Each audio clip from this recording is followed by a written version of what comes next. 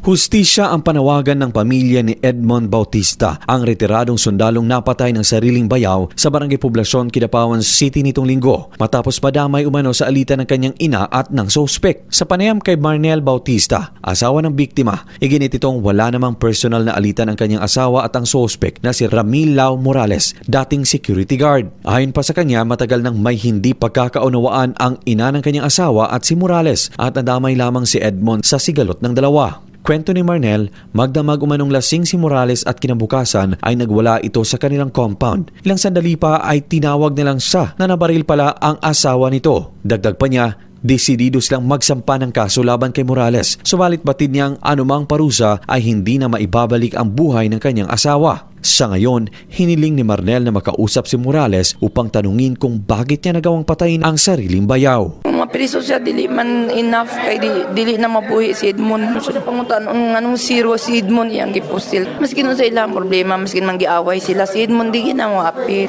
Kato siguro kay tungod iyang inahan, di ko kapasaylo sa iyang gibuhat sa ako ang bana. Luigi Alan Tutor, NDBC, Bida Balita.